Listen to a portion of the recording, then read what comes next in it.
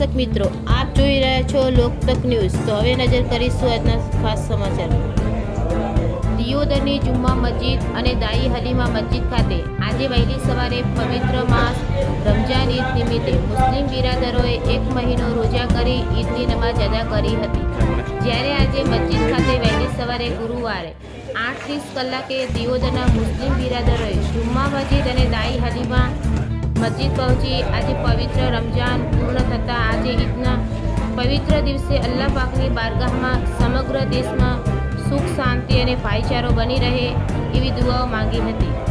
જ્યારે હજારો મુસ્લિમ બિરાદરોએ ઈદની નમાઝ અદા કરી હતી।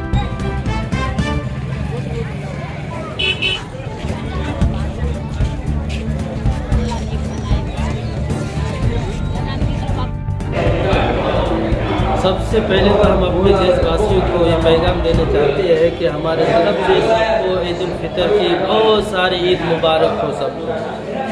और हमने ये त्यौहार के बारे में ये कहना चाहते हैं भाई, जो हमारे ये रमज़ान मुबारक का महीना चल रहा है, पाक साफ महीना जिसे हम मानते हैं, सब दुनिया वाले मानते हैं।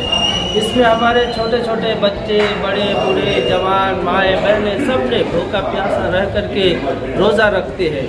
और उसी की पूरे महीने का आज ये खुशी का दिन था कि सब हम लोगों ने मिल करके ईद मनाए, एक दूसरे के साथ गले मिले, मुसाफा किए और ये पैगाम दिए, शांति का पैगाम दिए कि हम आपस में सब भाईचारे हैं। और हमने ये भी दुआ मांगा कि अल्लाह ताला हमारे देश को, हमारे मुल्क को